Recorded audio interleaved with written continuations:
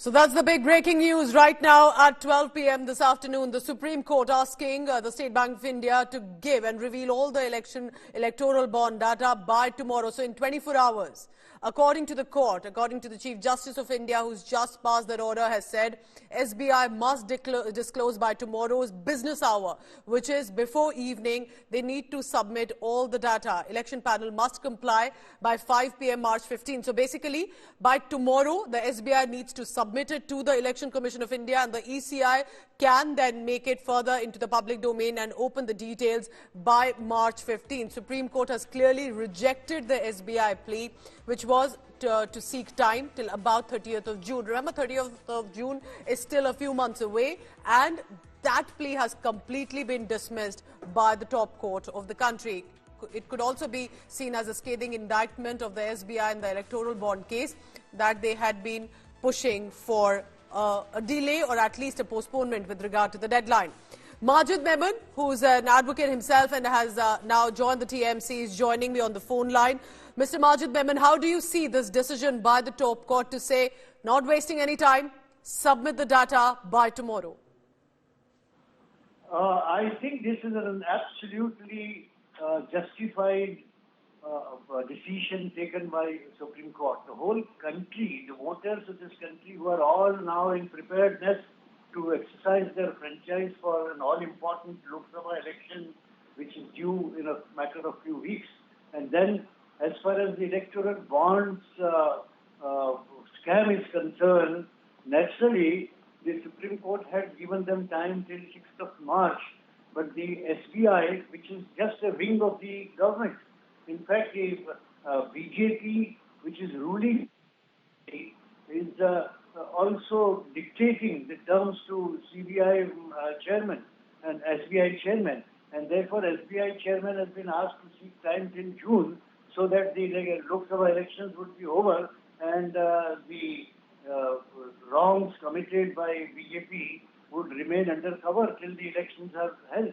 You see, therefore, we most appreciate and welcome the Honorable Supreme Court appreciating the importance of time and the importance of the issue, has only allowed time till Friday, and we expect that by Friday 5 p.m.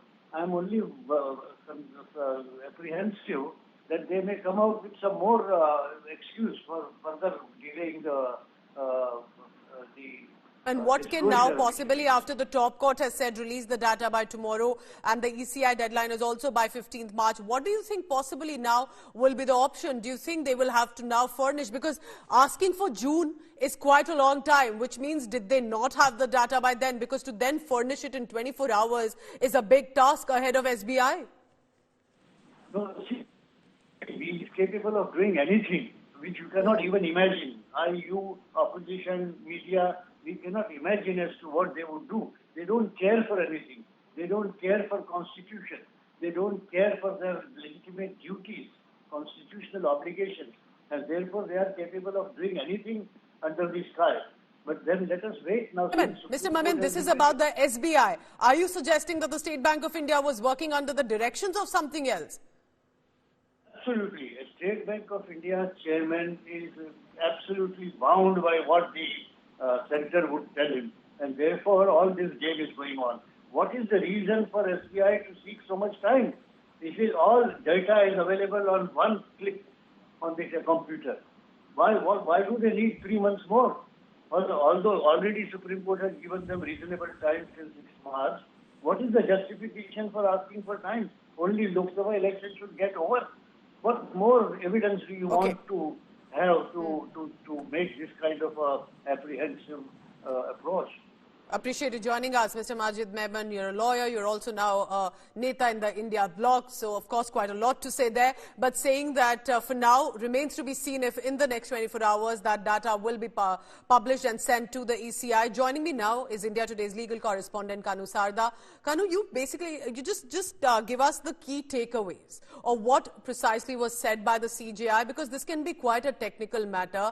How did the SBI wanted to make a deadline of to be extended to June, and now all of that will have to be furnished in less than 24 hours? Very interesting line of arguments taken by SBI. SBI fielded the top legal voice of the country, senior advocate Harish Salve, for themselves to seek some time. But CGI, along with the other four judges, with the top three judges of the Supreme Court and other two judges, were categorically said that they are not convinced by the SBI's contention that they need 3 months time to decode the data, which as per their FAQs, which is published on their own website, says that the data is readily available. Mr. Salve went on to explain that the data was kept in two different silos for maintaining the secrecy, but the CGI said it is not possible. How can we accept this fine that SBI, which is the largest bank of the country, saying that they need time to decode this data. The data is readily available, and that is why the Supreme Court has just cut short of issuing the contempt notice to SBI chairman at this point of time, and warned if the data is not released till tomorrow 5 p.m. To the ECI, then it will definitely issue the contempt of court proceedings for not adhering to the deadline. And the deadline is of March 15 for the Election Commission of India to disclose all the details on their official website. So very clearly, Supreme Court has refused to take any arguments put forward by the SBI, saying that they need time to decode the data. So decoding a data Clear for which our was viewers here, submitted when we say before decode the data and submit it to the ECI, this means the donors' names and details, isn't it? Who donated to which political party will be a part of the data that will have to be furnished to the ECI. Yes, Pooja, the decoding of the data by this, I mean that the purchaser who purchased the bond was given a KYC number and a different number, which is then being kept in sealed cover for at their Mumbai branch. Then the political party who redeems that bond gets to know who got there is a separate detail for that. So SBI was categorically I'll request you to that stay they on need with me to, because for the viewers, we just want to replay some of those reactions and what the statements came in from the CGI, from the advocates as well. This was an important hearing, remember. The deadline asked was for June 30th, but in 24 hours now, less than that, the SBI will have to furnish all the details of the electoral bonds to ECI. Listen in. The miscellaneous application filed by SBI seeking an extension of time for the disclosure of details of the purchase and redemption of electoral bonds until 30 June 2024 is dismissed. Full stop. SBI is directed to disclose the details by the close of the business hours, 12 March 2024. Full stop. As regards the ECI, we direct that ECI shall compile the information and publish the details in its official website